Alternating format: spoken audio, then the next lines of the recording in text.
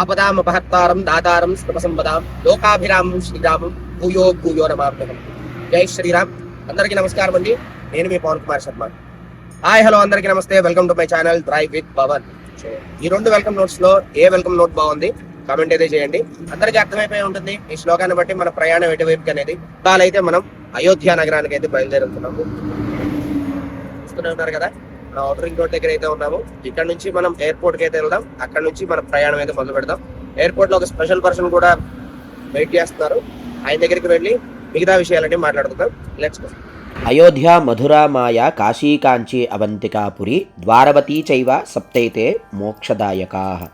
అంటే అయోధ్యానగరం, మధురానగరం, హరిద్వారు, కాశీ, కాంచి, అవంతికాపురి అంటే ఉజ్జయిని మహంకాళి, ద్వారవతి అంటే ద్వారక. ఈ 7 కూడా సప్తమోక్షపురులు అంటారు. ఈ శ్లోకంలో ఉన్నటువంటి మొట్టమొదటి ఊరికైతే మనం ఇప్పుడు వెళ్ళబోతున్నాం. చెక్ ఇన్ అన్నీ అయిపోయినాయి. బోర్డింగ్ పాస్ కూడా తీసేసుకున్నాము. ఇప్పుడైతే టైం వచ్చేసి 5:50 అయితే అవుతుంది. అండ్ ఇప్పుడు సెక్యూరిటీ చెక్స్ అయిపోయాయి. ఇప్పుడైతే ఎయిర్పోర్ట్ ఎక్స్టెన్షన్ చేశారు. ఎయిర్పోర్ట్ ఎక్స్టెన్షన్ చేసిన తర్వాత రావడం ఇదే ఫస్ట్ టైం అనమాట. నేను ఇక్కడికి గేట్ నెంబర్ 9 దగ్గరికి అయితే వెళ్తున్నాము. మన ఫ్లైట్ వచ్చే ప్లేస్ అదే అనమాట. మన కోసం ఇక్కడైతే ఒక సెలబ్రిటీ వెయిట్ చేస్తున్నారు మొత్తానికి. మాస్టర్ చెప్పండి మాస్టర్. అలా మా బ్లాగింగ్ గురువు గారిని అయితే కలిసి కాసేపు కష్ట సుఖాలు అవి మాట్లాడుకున్నాం. ఈలోగా ఫ్లైట్ టైం అయితే అయిందండి. బోర్డింగ్ పిలిచారు. హైదరాబాద్ నుంచి మేము లక్నో ఫ్లైట్ అయితే ఎక్కామండి. లక్నోకి అయితే వెళ్తున్నాం ఇప్పుడు. ఎర్లీ మార్నింగ్ ఫ్లైట్ కదండి, ఏకంగానే నిద్ర అయితే వచ్చేసింది. కరెక్ట్గా ల్యాండ్ అయ్యే టైంకి అయితే లేచాను. టైం వచ్చేసి 9 o'clock అయితే అవుతుంది. ఫైనల్లీ లక్నో ఎయిర్పోర్ట్కి అయితే వచ్చేసాం. సందీప్ గారు బ్యాగేజ్ కోసం అయితే వెయిటింగ్. లక్నో ఎయిర్పోర్ట్ నుంచి బయటికి రాగానే అరైవల్స్ కనపడుతుంది కదా మీకు ఎదుర్కొండ. అక్కడ ఈ అరైవల్స్ ఎగ్జాక్ట్గా దాని ఆపోజిట్లోనే బయటికి రాగానే మనకి మెట్రో స్టేషన్ అయితే ఉంటుంది. ఇప్పుడు మార్నింగ్ 9:30 అయితే అయింది. బయట వచ్చేసి 9 degrees అయితే ఉంది. విపరీతమైన చలి, మామూలుగా లేదు. సందీప్ గారు మెట్రో టికెట్ల కోసం అయితే ట్రై చేస్తున్నారు. దాంట్లో 100 నోటు పెట్టారు. అది వస్తుందా రాదా అని చూస్తున్నారు. ఏమండి వచ్చేసేయండి ఈ డబ్బులు. టోకెన్స్ కోసం వెయిటింగ్.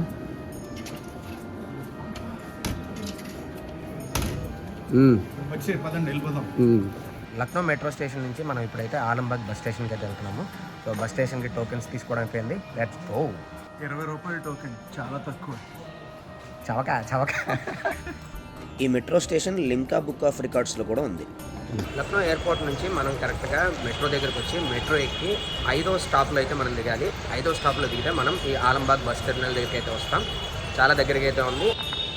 నోట్లోంచి పొగలైతే వచ్చేస్తుంది. చలి విపరీతంగా ఉంది. బస్ స్టేషన్ అయితే ఇలా ఉంది. ఆల్రెడీ క్రౌడ్ గురించి బస్ స్టాండ్ లోపలికి వచ్చామో లేదో వెనకాలే చూడండి. అయోధ్య బస్ అయితే వెయిటింగ్లో ఉంది. లక్నో ఆలంబాగ్ బస్ స్టాండ్ నుంచి అయోధ్య ధామ్కి 250 రూపాయలు టికెట్. లక్నో నుంచి దాదాపు 130 కిలోమీటర్లు జర్నీ, 3 గంటలు అయితే పడుతుంది బస్సులో. లక్నో నుంచి అయోధ్యకి వెళ్ళే రూట్ అంతా కూడా ట్రాఫిక్ జాము.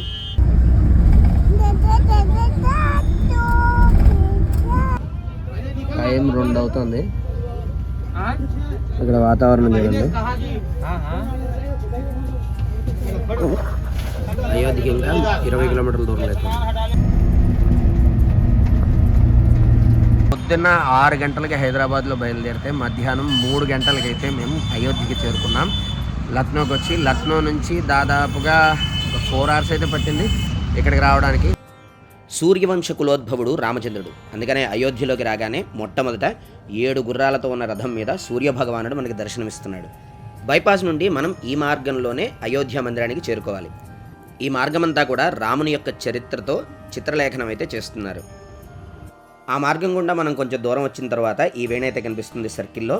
ఇది లతా మంగేష్కర్ చౌక్ అని అయితే అంటారు. ఇది గుర్తుపెట్టుకోండి. అయోధ్యలో మనం చూసే ప్రతి ప్రదేశానికి ఈ లతా మంగేష్కర్ చౌక్ ఒక ల్యాండ్ మార్క్.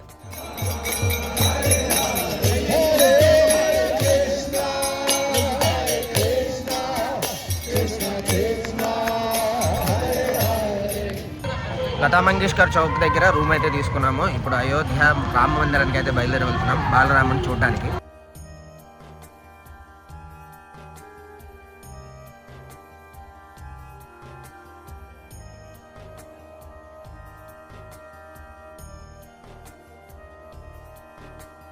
లతా మంగేష్కర్ చౌక్ దగ్గర నుంచి సుమారు ఒక 1 కిలోమీటర్, ఒక 800 మీటర్లు నడిచిన తర్వాత మనకి ఇక్కడ ఒక చిన్న బై జంక్షన్ అయితే వస్తుంది. సో ఇలా వెళ్తే హనుమాన్ గడికి వెళ్ళొచ్చు, అండ్ ఇలా వెళ్తే మనం రామ్ జన్మభూమి టెంపుల్కి. సో హనుమాన్ గడి దగ్గరికి వెళ్ళి హనుమంతుడి దర్శనం చేసుకుని ఇక్కడ నుంచి అయితే బయలుదేరుతాం. నా వెనకాల ఇక్కడ లాంటర్లా కనిపిస్తుంది సార్. సో హీట్ అనమాట, ఇక్కడ చలి అయితే విపరీతంగా ఉంది. ఆ లాంటర్ దగ్గర అందరూ కూర్చొని ఎలా చలి కలుచుకుంటున్నారో చూడండి.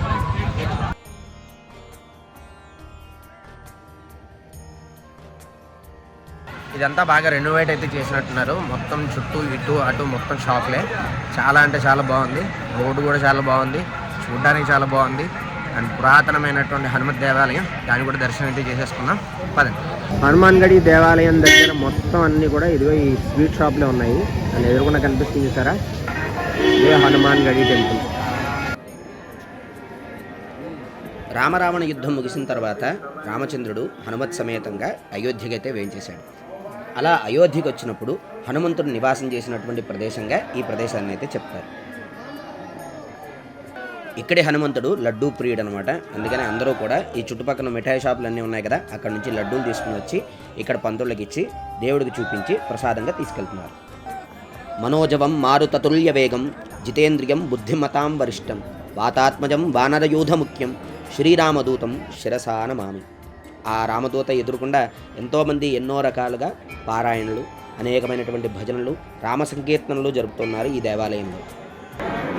స్వామివారి ముందే మనం కూర్చుని హనుమాన్ చాలీసా పారాయణ చేసుకోవడానికి మండపం, అలాగే అన్ని రకాల పుస్తకాలు,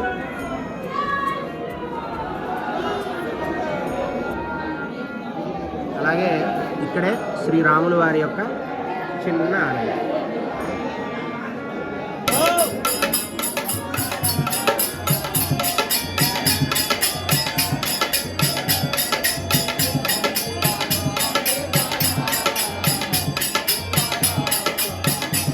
హనుమంతుడి దేవాలయం అంతా కూడా రామనామ స్మరణతో అయితే మారుమోగిపోతుంది. హనుమాన్ గడి దర్శనం చేసుకుని మనం అలా వెళ్ళి ఇటైతే వచ్చాం కదా, ఇక్కడ నుంచి ఇలా వచ్చి ఎదురుకుండా ఇదిగోండి ఇలా లోపల నుంచి అయితే రామ మందిరానికి దారింది.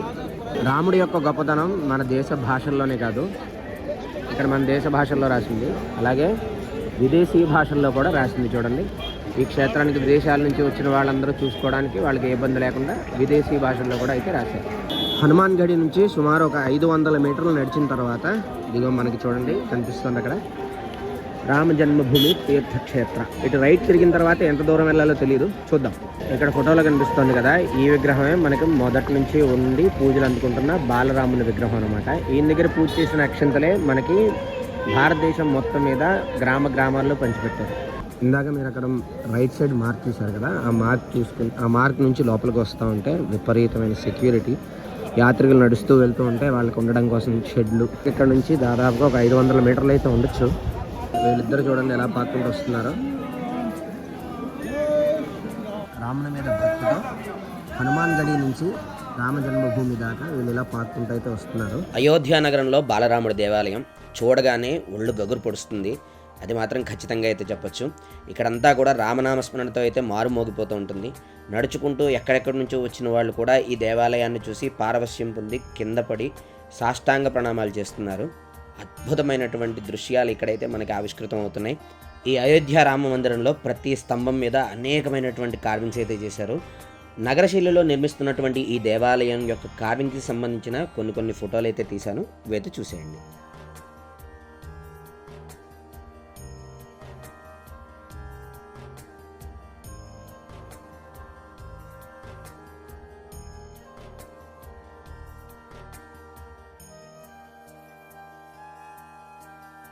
దర్శనం పూర్తి చేసుకుని బయటకు అయితే వచ్చాము. అన్ని హడావిళ్ళు దాటుకుని రోడ్డు మీదకి అయితే వచ్చాము. రోడ్డు అంతా కూడా చూడండి, అసలు విపరీతమైన చలి, అసలు తట్టుకోలేకపోతున్నాము, అంత దారుణంగా అయితే ఉంది. అయోధ్యలో మరో అట్రాక్షన్ ఈ లేజర్ షో అండి. ఈ లేజర్ షో వచ్చేసి మనకి రామ్కి పాడి అని చెప్పేసి ఉంటుంది. ఈ ప్రదేశంలో అయితే జరుగుతుంది. I love Ayodhya.